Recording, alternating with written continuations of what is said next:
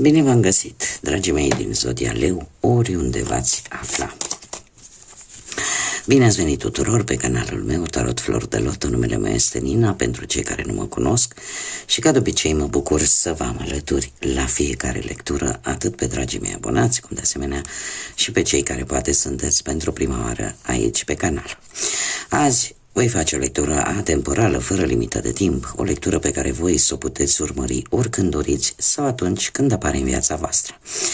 Desigur, dragilor, ca de obicei vă readuc aminte că voi sunteți stăpânii propriului viitor, așa că vă rog din suflet să luați decât acele mesaje care rezonează cu voi, iar restul lăsați-le să zboare în univers, pentru că sigur sunt pentru alte energii, pentru alte persoane care într-o mai mică sau mai mare măsură au o legătură cu Zodia Leu. Așa că, dragilor, toți cei care aveți soare, lună, Venus, ascendentul în Zodia Leu, atunci această lectură este de asemenea și pentru voi. Și vom începe această lectură cu acest minunat oracol Sibila, să vedem ce energii surprind pentru voi, dragii mei din Leu. Care este situația actuală pentru dragii mei din Leu?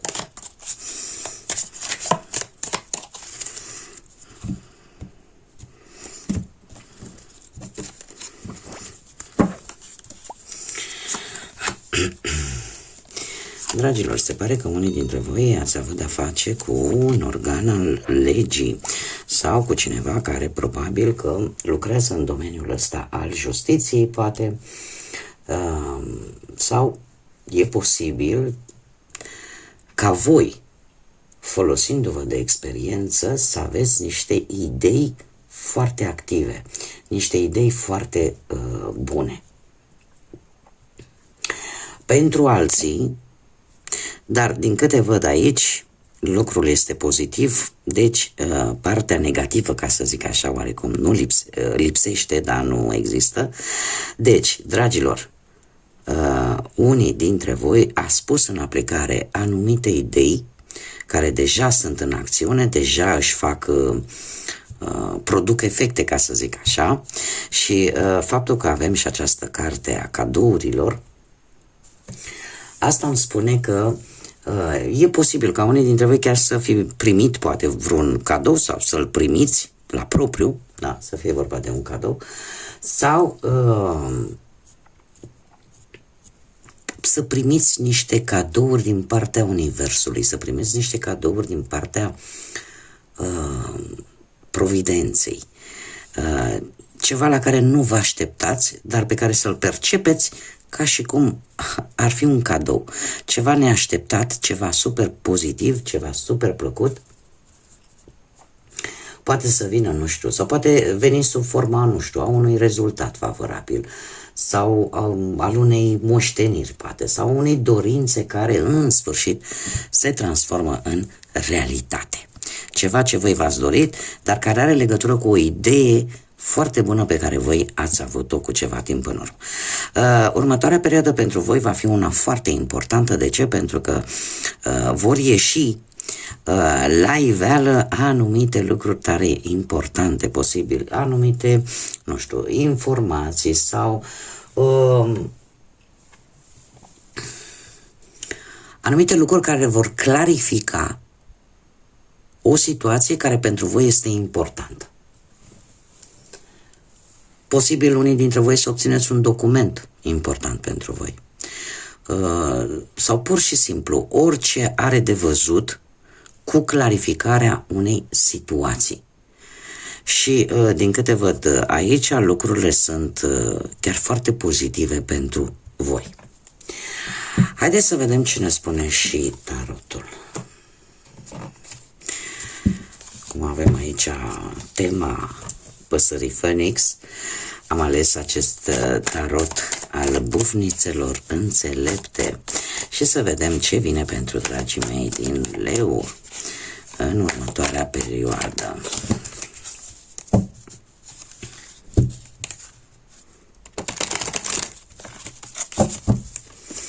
Haideți să vedem.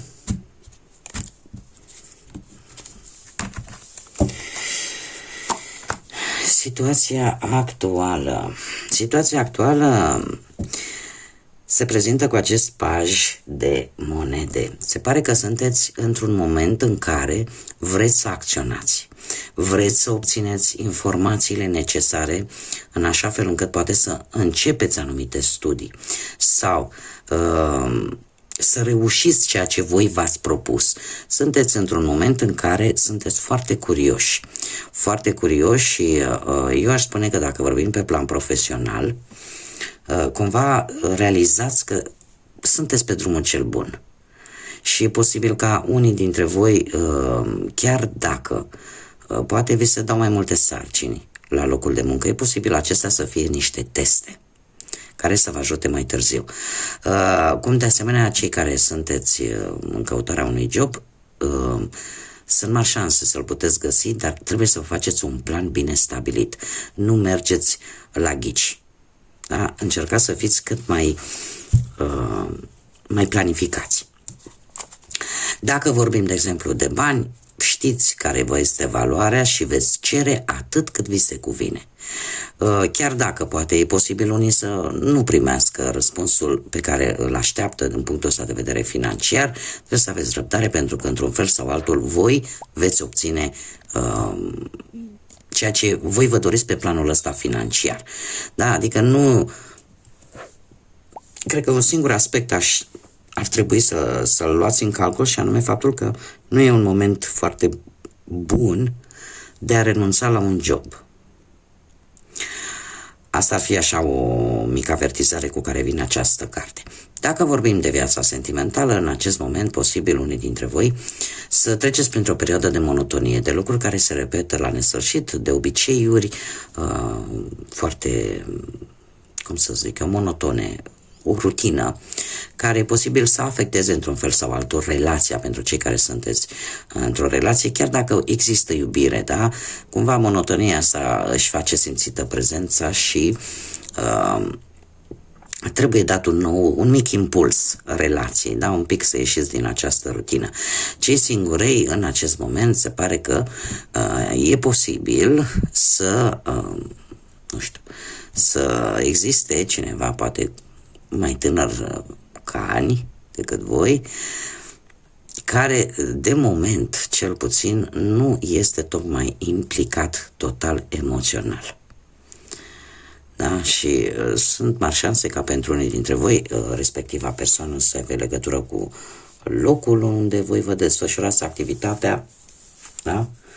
Sau să aibă legătură cu ceea ce faceți voi din punct de vedere profesional. Dar este cineva care nu duce lipsă de bănuți, dar care de moment, pentru cei singuri, nu este tocmai implicat emoțional, poate cum v-ați dori voi. Mergem mai departe. Ce nu este în favoarea voastră? Și avem un 3 de monede. Dragilor, ce se pare că nu este în favoarea voastră? Concretizarea unui anumit proiect. De ce? Pentru că ori cineva, ori voi nu vreți să fiți ajutați de alte persoane, ori nu depinde de voi, sau nu depinde, mai bine zis, numai de voi, realizarea acestui proiect. Indiferent de ce vorbim. Este o acțiune, o situație care se pare că, tocmai pentru că nu depinde numai de voi, cumva joacă un pic în defavoarea voastră. Eu aș mai spune că unii dintre voi, cel puțin pe plan profesional, chiar dacă am văzut și din cărțile oracolului Sibila, e posibil să vi se dea multe să faceți. Și voi să le faceți pentru că vă place să le faceți cum trebuie și să le scoateți la capăt așa cum trebuie. E posibil ca în acest moment lucrul ăsta să nu fie în totalitate în favoarea voastră. De ce? Pentru că e posibil să nu fiți recompensat pe măsura efortului pe care voi îl faceți la nivel profesional. Da? Să joace un pic în defavoarea voastră. Dar asta este acum. Da? În viitor lucrurile se pot schimba. Dacă vorbim, nu știu, de bănuți, exact ce spuneam, e posibil ca recompensa pentru munca pe care voi o depuneți să nu fie exact aia la care vă așteptați voi. Da? Să joace un pic în defavoarea voastră.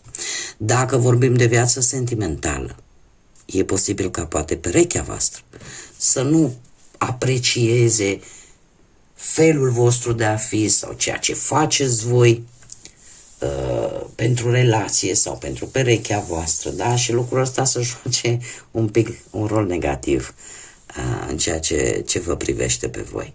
Chiar și cei singuri. La fel, îmi apare o iubire la locul de muncă, dar apare această neimplicare. Neimplicare emoțională. De moment. În schimb, ce este în favoarea voastră, dragilor, un 9 de cupe, care e o carte foarte pozitivă și care vorbește tare mult despre ceea ce depinde practic de voi. Și de faptul că unii dintre voi veți reuși să aveți stabilitate, veți reuși să aveți progres. Chiar și la nivel profesional. Unii poate, care aveți propria afacere, poate va veni o șansă, o oportunitate de a vă extinde afacerea.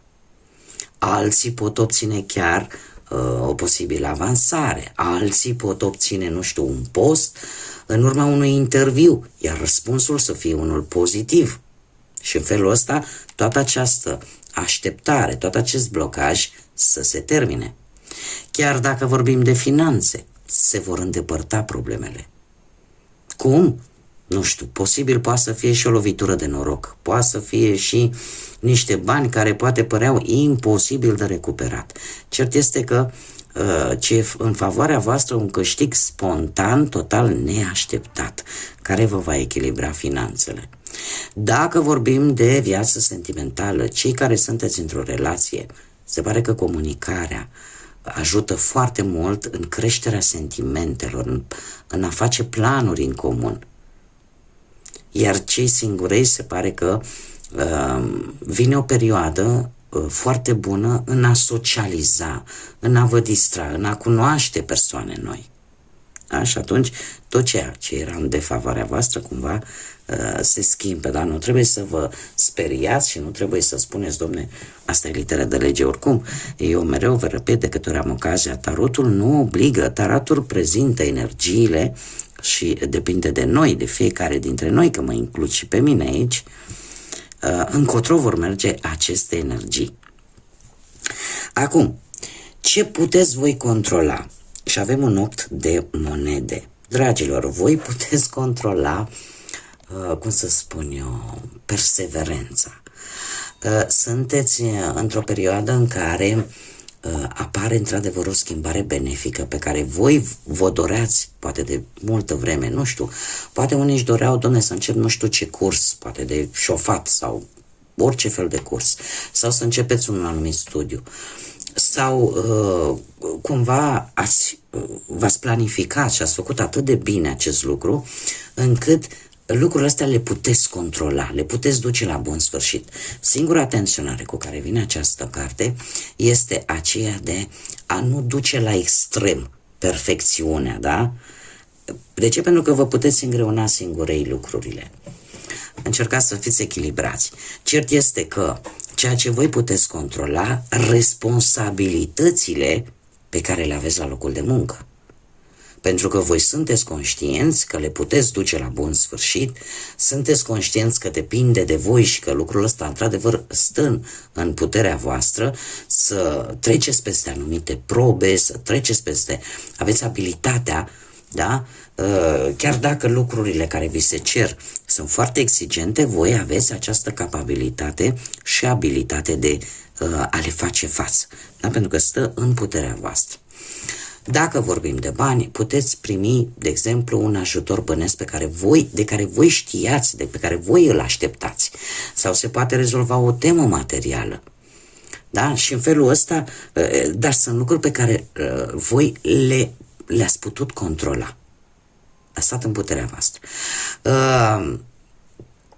Chiar dacă pentru unii dintre voi, de exemplu, nu știu, în viața sentimentală, posibil să planul ăsta profesional poate să fi intervenit într-un mod negativ în relație. De ce? Pentru că știm foarte bine, atunci când ne ocupăm timpul cu alte lucruri și lăsăm un pic partea sentimentală pe planul 2, automat se resimte. Da? Se resimt anumite lucruri și stă în puterea voastră să remediați aceste lucruri. Da? E ceva pe care voi puteți controla. De asemenea, e valabil și pentru cei care sunteți singurei în următoarea perioadă. Dacă sunteți prea concentrați pe muncă sau pe a face bani, cumva va fi destul de dificil să vă faceți timp să găsiți și pe cineva să intre în viața voastră. Depinde de voi. În schimb, ce nu depinde de voi? Un cavaler de bâte. Un cavaler de bâte care îmi vorbește de zodii de foc, la fel ca și voi, berbec, leu, săgetător.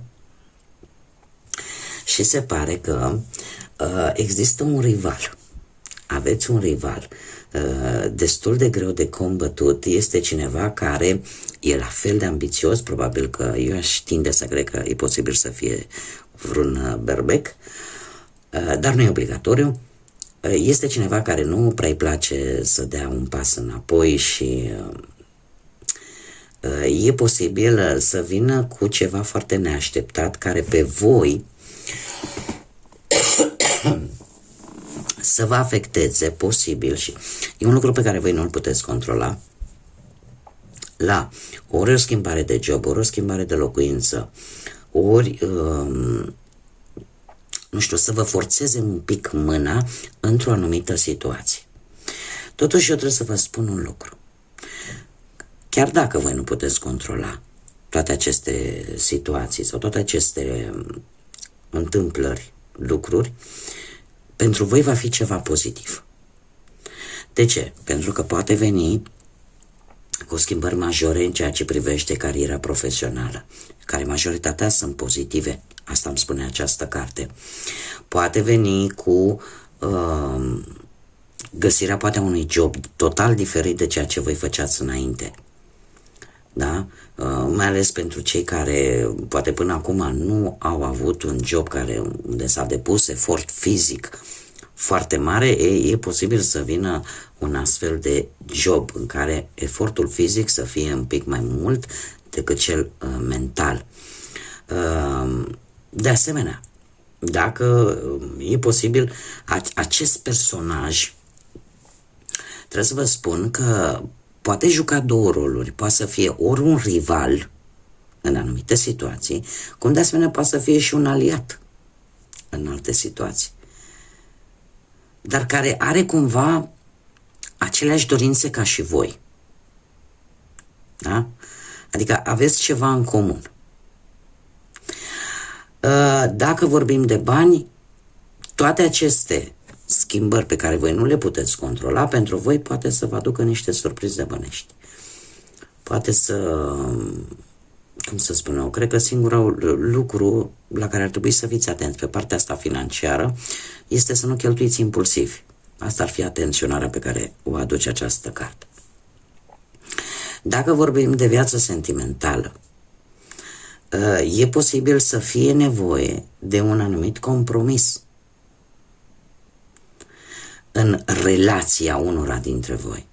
Un compromis care să vină din partea ambilor parteneri.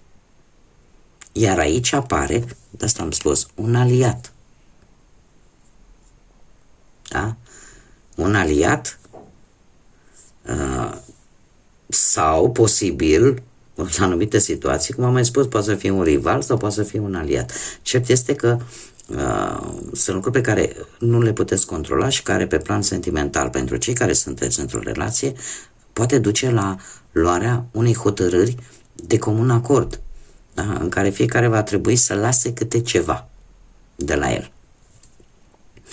Dacă vorbim de cei care sunteți singuri, de asemenea, îmi apare această energie destul de tânără, mai tânără ca voi, care are legătură cu locul vostru de muncă sau cu activitatea pe care voi o faceți.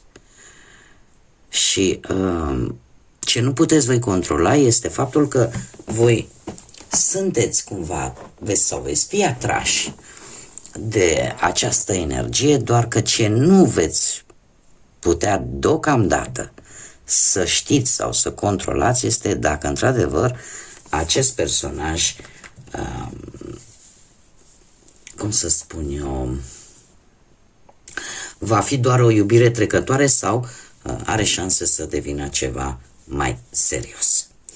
Haideți să vedem și un mesaj așa pentru viața sentimentală, pentru dragii mei din Leu.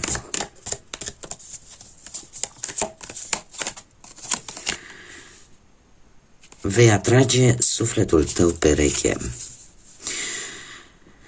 Rugăciuni, afirmații, vizualizări te vor ajuta să-ți găsești sufletul pereche, sufletul geamăn.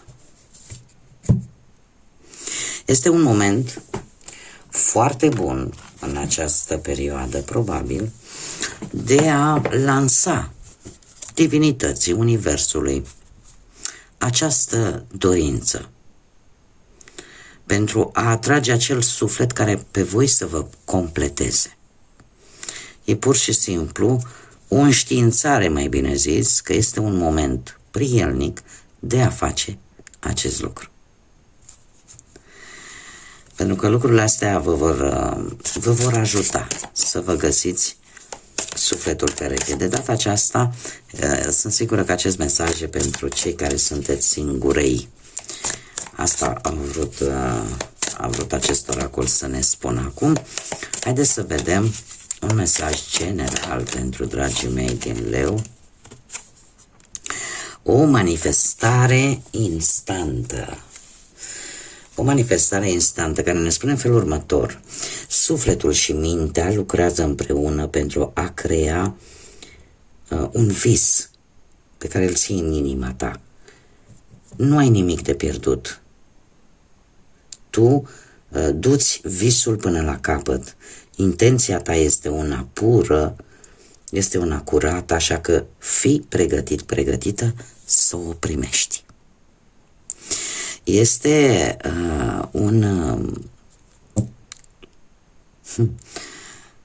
nu e o avertizare, de fapt, tot la fel aș zice, e o înștiințare mai mult că în următoarea perioadă, ceea ce voi ați manifestat cu ceva timp în urmă, un lucru pe care voi l-ați gândit îndelung, l-ați simțit din tot sufletul că vi-l doriți.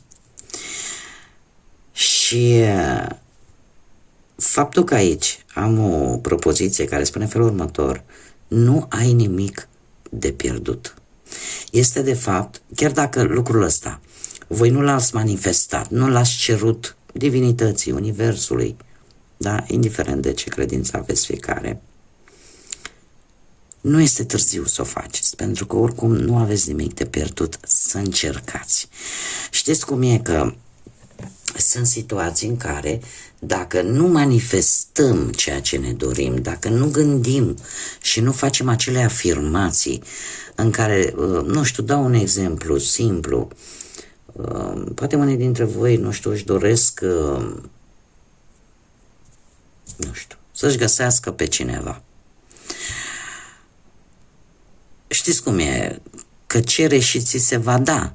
Atâta timp cât nu ceri, e foarte complicat. Da? Era așa o poveste vis-a-vis de această treabă. Știi, dăm, Doamne, să câștig la loto, dar el de fapt nu băga niciun bilet. Și atunci Sfântul Petru a venit și i-a spus: păi, omule, cum vrei? Degeaba îl rogi pe Dumnezeu să câștigi la loto dacă tu nu joci. Exact și cu aceste lucruri. Manifestați-vă dorințele. Acolo, în mintea voastră. Ceea ce voi vă doriți, ceea ce voi gândiți. Pentru că odată ce le manifestați și mai există și anumite cuvinte care, cum să zic eu, vreau să fiu, nu știu, vreau să-mi găsesc de muncă, dau un exemplu. Decât să spui așa, mai bine faci o afirmație. Voi găsi de muncă, care este ceva mult mai pozitiv. Da, pentru că treci de la faza de a vrea la ceva care deja trebuie să se manifeste. Cam așa. Cam asta este mesajul, da? Atât inima cât și sufletul trebuie să lucreze împreună și să creeze acest vis care, într-adevăr, are șanse mari să devină realitate. Bun, dragii mei, cam aceasta a fost lectura pentru voi. Eu vă mulțumesc pentru atenția acordată, vă mulțumesc în special, dragilor mei abonați, pentru răbdarea pe care o aveți atunci când, de regulă din motive de sănătate, lipsesc câteva zile de aici de pe canal.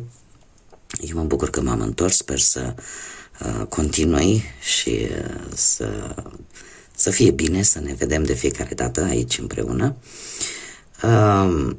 Desigur, mulțumesc încă o dată pentru sprijinul, pentru aportul pe care voi toți îl faceți prin intermediul like-urilor, al comentariilor, al distribuirilor și prin simplu fapt că vă abonați, așa că eu vă mulțumesc însecit, înmiit tuturor pentru toate aceste gesturi minunate. Până data viitoare când ne vom reîntâlni la o nouă lectură, eu vă doresc tot binele din lume, multă energie pozitivă și, desigur, să fiți iubiți, dragilor!